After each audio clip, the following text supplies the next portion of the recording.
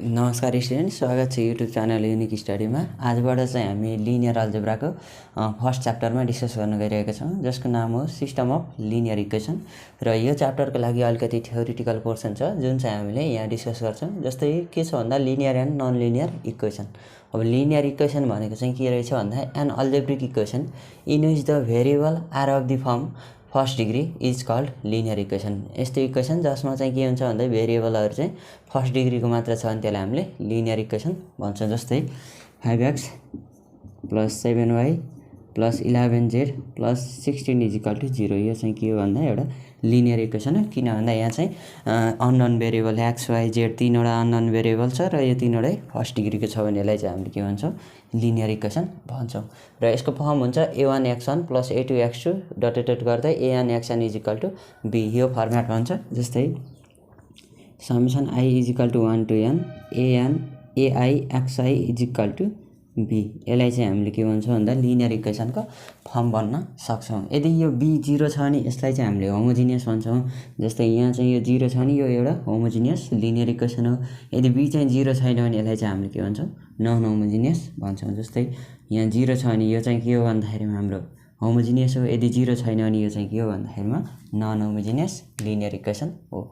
अब यसपछि हाम्रो system of linear equation. System of linear equation भनेको the finite m set of linear equation with n none is called system of linear equation भनेको छ। जस्तै के हुन्छ भन्दा a11x1 + a12x2 + dot a1n xn = b1 a21x1 + a22x2 + dot a2n xn = b2।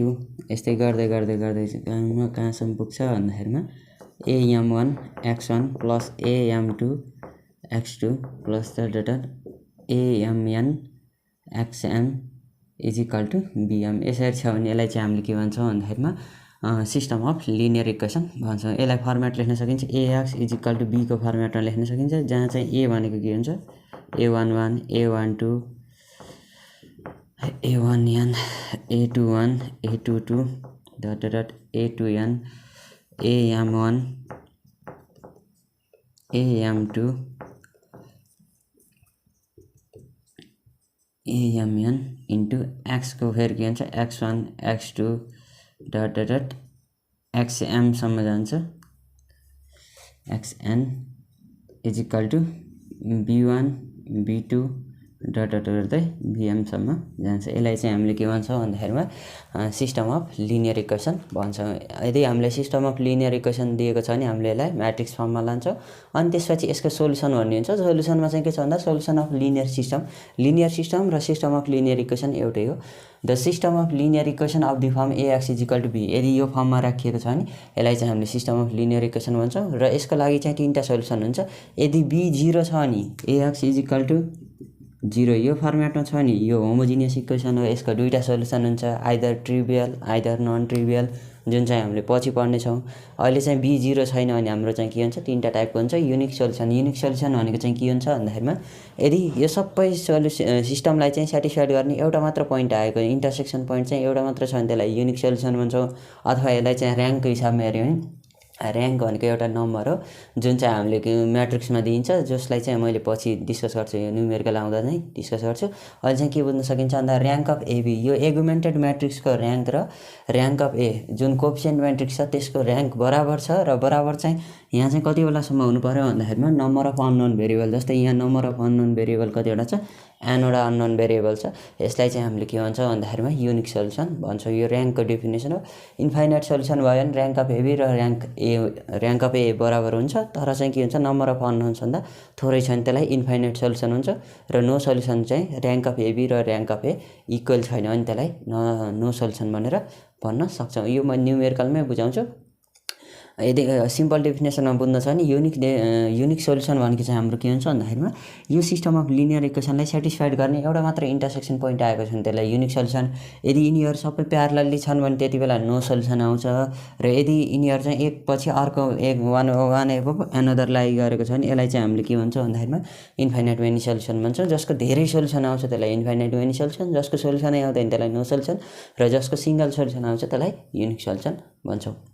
अब consistency र inconsistency भनेको चाहिँ a system of linear equation is said to be consistent. अब सिस्टम अफ लिनियर इक्वेसनलाई कन्सिस्टेन्ट कति बेला भनिन्छ भन्दाखेरिमा if it has at least one solution. At least one solution भनेको युनिक पनि हुन्छ क्या, इन्फाइनाइट पनि हुन्छ क्या। यदि कुनै पनि दिएको सिस्टम अफ लिनियर इक्वेसनको सोल्युसन आएको छ भने त्यति बेला यो चाहिँ कन्सिस्टेन्ट छ, यदि सोल्युसन आएको छैन भने त्यति बेला यो इन्कन्सिस्टेन्ट छ भन्न सकिन्छ। अब म यसमा रिलेटेड केही न्युमेरिकल लेख्छु, त्यसपछि हामी नेक्स्ट च्याप्टरमा लाग्छौँ। ओके स्टुडेन्ट्स, मैले यहाँ केही न्युमेरिकल लिएको छु। जस्तै के छ भन्दाखेरिमा क्वेसन नम्बर फर्स्टमा चाहिँ टेस्ट द कन्सिस्टेन्सी अफ भनेर हामीलाई 3वटा इक्वेसन दिएको छ। जस्तै फर्स्ट टाइपकोलाई मैले सल्भ गरेँ सोल्युसन। यसलाई चाहिँ हामीले के गर्छौँ भन्दा गिभन इक्वेसनलाई चाहिँ हामीले रिराइट गर्छौँ। जस्तै इक्वेसन चाहिँ के छ भन्दा 3x - y + 2z = 1 छ एउटा x + 2y - z = 3 छ अर्को 2x - 2y + 3z = 2। यसलाई चाहिँ हामीले म्याट्रिक्स मेथडबाट गर्नुपर्छ एउटा चाहिँ गास इलिमिनेसन मेथडबाट। पहिला मैले म्याट्रिक्स मेथडको सिकाउँछु। जस्तै rewriting the given equation in matrix form भनेर लेख्यो भने के हुन्छ भन्दाखेरिमा म्याट्रिक्स फर्ममा लेख्दा के हुन्छ भन्दाखेरिमा 3 - 1 2 1 2 - 1 2 - 2 3 अनि x y z = हाम्रो कति हुन्छ भन्दाखेरिमा 1 3 2। यो चाहिँ हाम्रो के हुन्छ भन्दाखेरिमा म्याट्रिक्स इक्वेसन हुन्छ। यो म्याट्रिक्स इक्वेसन भइसकेपछि द अगुमेन्टेड म्याट्रिक्स इज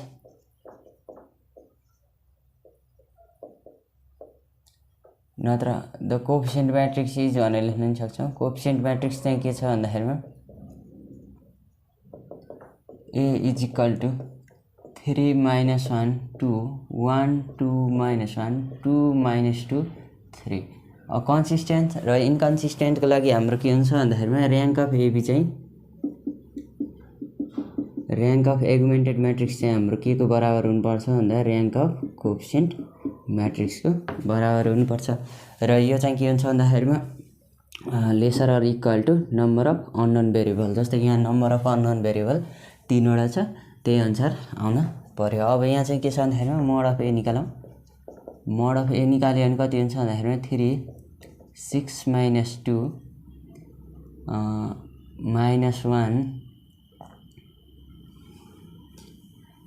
-1 कति हुन्छ। यसको डिटर्मिनेन्ट निकाल्यो भने कति हुन्छ भन्दाखेरिमा 3 ले गरे 6 - 2 -1 ले गरे कति हुन्छ भन्दाखेरिमा यहाँ +1 ले गरे पनि भयो, नत्र 3 + 2 हुने भयो। अनि फेरि +2 डिटर्मिनेन्ट निकाल्न हामीले सिकिसकेका छौँ पहिल्यै, त्यही भएर मैले धेरै सिकाइनँ यसलाई। र यहाँबाट गर्दा कति हुन्छ भन्दाखेरिमा 3 × 4 + 5 × 1 - 6 × 2। यो र यो गर्दाखेरिमा कति आउँछ 5 आउँछ। Therefore mod of A doesn't equal to 0, hence rank of A चाहिँ हाम्रो कति हुँदो रहेछ भन्दाखेरिमा 3 हुँदो रहेछ। अब जतिवटा अननोन भेरिएबल छ त्यही अनुसार नै हुन्छ। यदि यो मोड अफ ए चाहिँ 0 छ भने यसको र्याङ्क चाहिँ 1 घट्दै जान्छ। अनि द एगुमेन्टेड म्याट्रिक्स इज एगुमेन्टेड म्याट्रिक्स हाम्रो निकाल्न सक्छौँ। जस्तै 3 - 1 2 1 2 - 1 2 - 2 3 र यता चाहिँ हाम्रो कति हुन्छ भन्दाखेरिमा 1 3 2 हुन्छ। यो चाहिँ हाम्रो यसको के हुन्छ एगुमेन्टेड म्याट्रिक्स हुन्छ। अब यसमा चाहिँ एप्लाइङ रो अपरेसन, एलिमेन्टरी रो अपरेसन अथवा रिड्युसिङ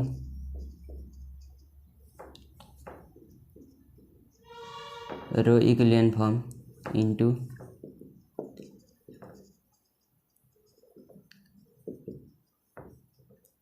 यसलाई रो इक्विलियन फर्ममा चाहिँ हामीले के गर्छौँ भन्दाखेरिमा रिड्युस गर्छौँ। जुन फर्म भनेको चाहिँ 1 0 0 0 1 0 0 0 1 गरेर यहाँ चाहिँ अब के लेख्छौँ PQR जे भ्यालु आउँछ त्यो नै लेख्छौँ। अब यहाँ गऱ्यो भने हाम्रो के हुन्छ भन्दाखेरिमा 3 minus 1 2 1 2 minus 1 2 minus 2 3 हुने भयो र 1 3 2 यो अब 11 पनि छ त्यही भएर मैले अलि छिटो गराइदिन्छु। जस्तै यहाँ चाहिँ हामीले के गर्छौँ भन्दाखेरिमा पहिला यो दुईटालाई 0 गराउन ट्राई गर्छौँ यसलाई र यसलाई 0 गराउन के गर्छौँ भन्दाखेरिमा r2 टेन्ड्स टु के हुन्छ 3r2 minus r1 गरे भयो r3 tends to 3r3 minus 2r नत्र यसलाई यस्तो गरे नि भयो। यसलाई चाहिँ हामीले चेन्ज गर्न नि सक्छौँ r2 इन्टरचेन्जिङ r1 गर्न नि सक्छौँ र यहाँबाट गरेर 1 2 minus 1 यहाँ 3 हुने भयो 3 minus 1 2 1 हुने भयो 2 minus 2 3 भनेको 2 यसरी चाहिँ हामीले के गर्छौँ भन्दा सेकेन्ड र फर्स्टहरूलाई चाहिँ इन्टरचेन्ज गर्न पाइन्छ र यहाँबाट गऱ्यो भने के हुन्छ भन्दाखेरिमा r2 tends to r2 minus 3r1 r3 tends to कति हुन्छ r3 minus 2r1 हामीले यसलाई र यसलाई चाहिँ 0 गराउने हो पहिला र यहाँबाट गऱ्यो भने के हुन्छ यसलाई 1 2 minus 1 3 यो जस्ताको तस्तै यो चाहिँ के हुन्छ दुईटै 0 आउँछ कति हुन्छ -1 -6 -7 हुने भयो 2 minus 2 plus 3 5 हुने भयो 1 minus 9 भनेको कति हुन्छ -8 हुने भयो र अब फेरि यसलाई गर्दा r3 minus 2r1 यसबाट त्यो घटाउँदाखेरिमा -2 -4 गर्दा -6 हुने भयो 3 plus 2 गर्दा 5 हुने भयो अनि यहाँ चाहिँ हाम्रो कति हुन्छ 2 minus 6 गर्दाखेरिमा -4 हुने भयो र फेरि हामीले के गर्छौँ भन्दाखेरिमा यसलाई 0 बनाउन ट्राई गर्छौँ with the help of this यहाँबाट गऱ्यो भने r3 tends to r3 7r3 minus 6r2 गर्न सक्छौँ र यसलाई गऱ्यो भने कति हुन्छ 1 2 minus 1 3 0 minus 7 5 र यहाँबाट -8 अब यसलाई 0 बनाउन ट्राई गर्दा कसरी हुन्छ भन्दाखेरिमा 7 7 6 42 -42 प्लस 42 गर्दा 0 अब 5 ले गर्दा कति हुन्छ 5 नै आउँछ होला 7 5 35 -5 गर्दा ठिकै छ अनि -8 × 7 -4 × 7 प्लस 8 × 6 -28 प्लस 48 गर्दा कति हुन्छ यहाँबाट 20 आउँछ यहाँबाट गर्दा 20 आउँछ। यसरी चाहिँ हामीले सल्भ गर्न सक्छौँ र अब चाहिँ फेरि हामीले के गर्छौँ भन्दाखेरिमा अब पहिलो दुईटा चेन्ज भयो अब यसलाई चेन्ज भइसकेपछि यहाँबाट r3 टेन्ड्स टु हाम्रो के हुन्छ भन्दाखेरिमा r3/5 गर्न सक्छौँ र यहाँबाट गऱ्यो भने कति हुन्छ 1 2 minus 1 0 minus 7 5 3 नत्र यस्तो गरे नि भयो। अब यसलाई 0 गराउन ट्राई गरौँ यसलाई 0 गराउन ट्राई गर्दा r2 tends to r2 minus 5 r2 minus r3 गर्न सक्छौँ किनभने यो 5 र 5 बाट 0 हुन्छ 1 2 minus 1 3 0 minus 7 यो गर्दा 0 हुने भयो र यो दुईटा घटाउँदाखेरिमा हाम्रो कति हुन्छ -28 हुन्छ 0 0 5 20 यो चाहिँ हाम्रो के हुन्छ भन्दाखेरिमा रो इक्विभ्यालेन्ट फर्ममा आउँछ। अझै गर्न सक्छौँ यसलाई र यहाँबाट r2 लाई गऱ्यो भने r2/-7 गर्न सक्छौँ r3 लाई गऱ्यो भने के हुन्छ r3/5 गर्न सक्छौँ किन भन्दा एलाइन 1 गराउन ट्राई गरेको र यता साइड लेख्यो भने कति हुन्छ भन्दाखेरिमा 1 2 -1 लाई 3 हुने भयो 0 1 0 लाई 4 हुने भयो 0 0 1 लाई 4 हुने भयो र अब फेरि यसलाई चाहिँ हामीले यो दुईटालाई 0 गराउँदा के गर्छौँ r1 लाई यसलाई यसको करस्पोन्डिङ 0 गराउँदा r1 tends to r1 minus 2r2 गर्न सक्छौँ र यहाँबाट गऱ्यो भने कति हुन्छ 1 0 -1 3 minus 8 भनेको कति हुन्छ -5 0 1 0 0 0 1 यो 4 र 4 आउँछ। फेरि यसलाई 0 गराउन के गर्छौँ r1 tends to r1 plus r3 गर्न नि सक्छौँ र यहाँबाट गऱ्यो भने 1 0 0 यहाँ चाहिँ -1 0 1 0 0 0 1 यो 4 4 आउँछ विच इज रिक्वायर्ड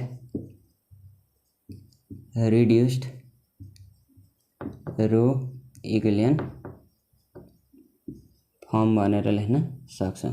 अब यति भइसकेपछि हाम्रो के हुन्छ भन्दाखेरिमा यहाँ हेर्न सकिन्छ यसको चाहिँ र्याङ्क कति छ भन्दा नम्बर अफ नन जिरो रोज चाहिँ हाम्रो कति छ 3 छ। यसमा र्याङ्क भनेको चाहिँ के हो भन्दा नम्बर अफ नन जिरो रोजलाई चाहिँ हामीले र्याङ्क भन्छौँ। कुनै पनि म्याट्रिक्सको नन जिरो रोज जतिवटा छ त्यसलाई चाहिँ हामीले त्यसको र्याङ्क भन्छौँ। र यहाँबाट हेऱ्यो भने हाम्रो के हुन्छ भन्दाखेरिमा र्याङ्क अफ एबी चाहिँ हाम्रो कति रहेछ, र्याङ्क अफ एबी भनेको नि 3 रहेछ इजिकल टु 3 चाहिँ हाम्रो के छ rank of A. Therefore, given set of equation, given system of equation is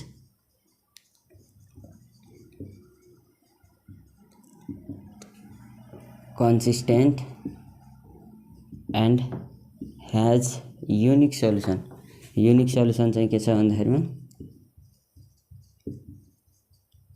x is equal to -1, y is equal to 4 and z is equal to 4। यो चाहिँ हाम्रो के हुन्छ भन्दाखेरिमा दिएको प्रब्लमको लागि सोलुसन हुन्छ। कसरी गर्ने भन्दाखेरिमा पहिला हामीलाई गिभन 3वटा इक्वेसन दिएको छ नि 3वटा इक्वेसनलाई हामीले म्याट्रिक्स फर्ममा लेख्ने र म्याट्रिक्स फर्ममा लेख्दा ax इज इक्वल टु बीको फर्ममा हुन्छ जहाँ चाहिँ कोफिसिएन्ट म्याट्रिक्स चाहिँ a हुन्छ र कोफिसिएन्ट म्याट्रिक्सको यदि डिटर्मिनेन्ट 0 छैन भने त्यति बेला त्यसको र्याङ्क चाहिँ के हुन्छ जतिवटा नम्बर अफ अननोन भेरिएबल छ त्यति नै हुन्छ। यदि यहाँ चाहिँ के छ भन्दा र्याङ्क 0 आयो भने यसको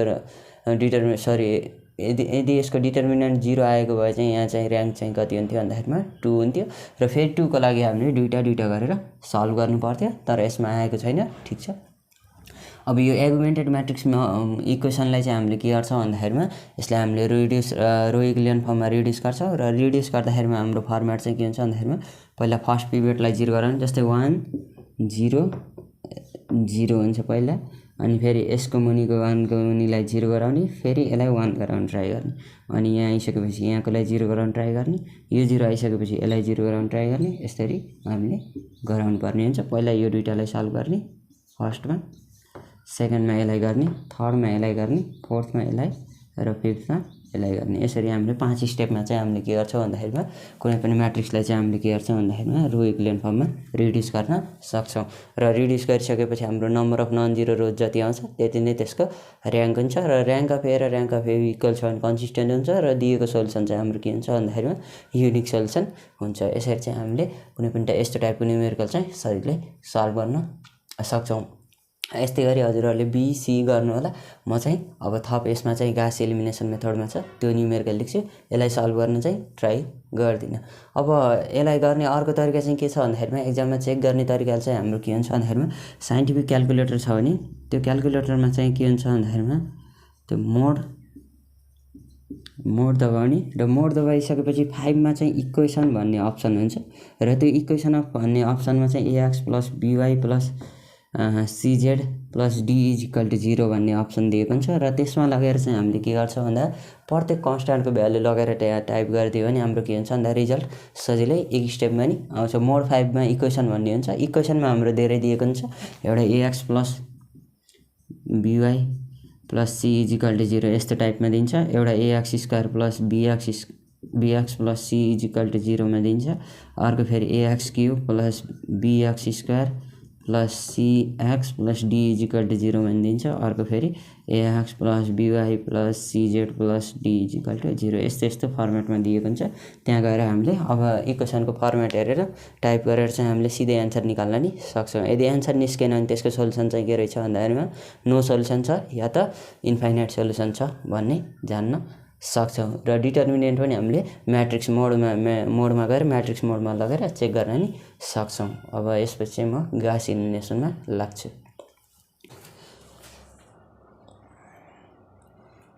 ओके स्टुडेन्ट्स, मैले यहाँ थप 2वटा क्वेसन लिएको छु। जस्तै क्वेसन नम्बर 2 मा चाहिँ के छ भन्दा define rank of the matrix, find the rank of भनेर दिएको छ। यो र्याङ्कमा रिलेटेड न्युमेरिकल हो। डेफिनेसन लेखौँ, the rank of matrix A is the number of non-zero rows obtained by reducing given matrix into row echelon form. यो चाहिँ हाम्रो के हो भन्दा कुनै पनि गिभन म्याट्रिक्सलाई चाहिँ हामीले के गर्छौँ भन्दाखेरिमा रो इक्विलियन फर्ममा रिड्युस गर्यो भने त्यति बेला चाहिँ जतिवटा नम्बर अफ नन जिरो रोज चाहिँ भेटिन्छ त्यो नै त्यो म्याट्रिक्सको लागि र्याङ्क हुन्छ। जस्तै गिभन चाहिँ हाम्रो के छ भन्दाखेरिमा ए कन्सिडर गरौँ 2 1 -1 1 2 4 1 2 2 यसलाई reducing the matrix into row echelon form भनेर लेख्न सक्छौँ।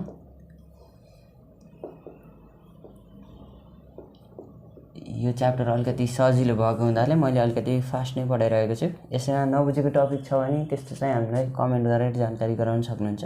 जस्तै ए को लागि चाहिँ हाम्रो के हुन्छ भन्दाखेरिमा 2 1 -1 1 2 4 1 2 2 यसलाई हामीले अब रो इक्विलियन फर्म भनेको अब फर्मेट हाम्रो थाहा नै छ 1 0 0 0 1 0 0 0 1 अथवा यहाँ कुनै C1 C2 C3 लेख्न नि पाइन्छ।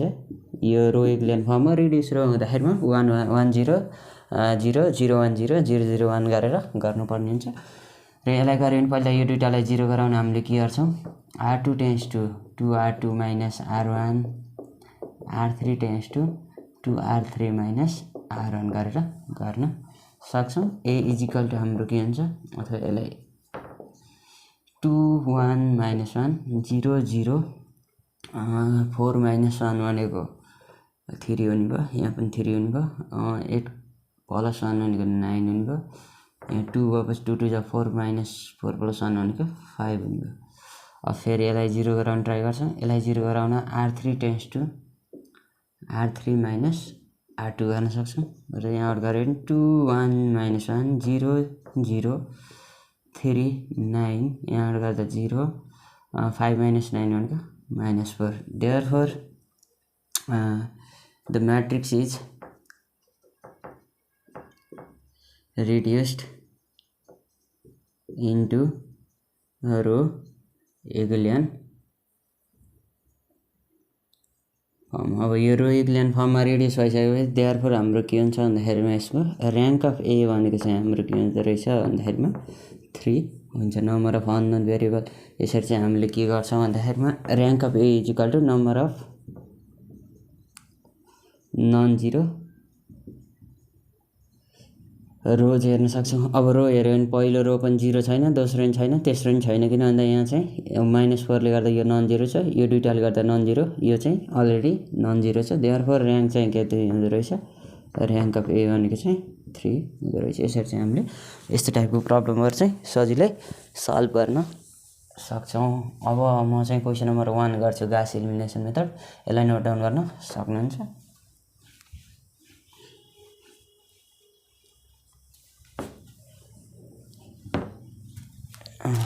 गिभन इक्वेसन चाहिँ हाम्रो दिएको छ, त्यसलाई मैले सिधै सोल्युसन गरेँ। यसलाई चाहिँ के गरिन्छ भन्दाखेरिमा नत्र लेखौँ एकचोटि गिभन इक्वेसन आर भनेर लेख्न सक्छौँ। x + y + z = -3 यसलाई 1 भन्न सकिन्छ। 3x + y - 2z = -3 2 हुने भयो। 2x + 4y + 7z = 7 यो चाहिँ हाम्रो के भयो 3 हुने भयो। सल्भिङ बाई युजिङ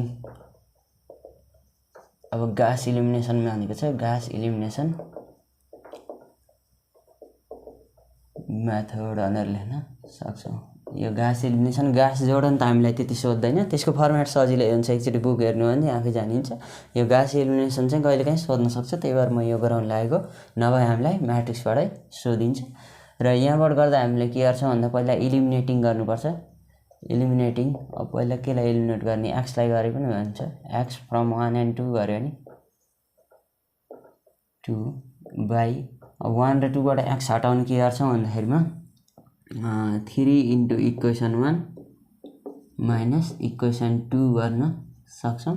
र यसलाई 3 ले मल्टिप्लाई गऱ्यो भने कति हुन्छ 3x -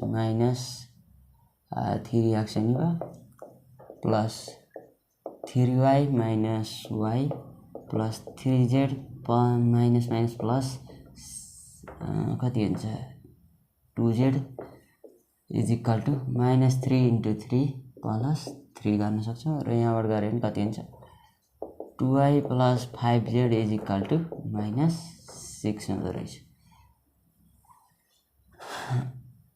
यहाँबाट गर्दा 3 3 जा 9 यो गर्दाखेरि हाम्रो के हुन्छ यो 4 आउँछ र यस्तै गरी फेरि हामीले इलिमिनेटिङ गर्न सक्छौँ। इलिमिनेटिङ x फ्रम अब फेरि के गर्ने 1 and 3 बाट गर्न नि सक्छौँ 1 and 3 बाई हाम्रो के हुन्छ 1 लाई 2 × इक्वेसन 1 माइनस इक्वेसन 3 गर्न सक्छौँ र यहाँबाट 2x minus 2x plus 2y minus 4y plus 2z minus 7z is equal to -3 × 2 -7 र यहाँबाट गऱ्यो भने कति हुन्छ -2y minus 5z is equal to 3 दुना 6 6 6 12 -13 हुनुभयो। Therefore 2y plus 5z is equal to 13 यसलाई चाहिँ 5 गर्न सक्छौँ र यहाँबाट देयरफोर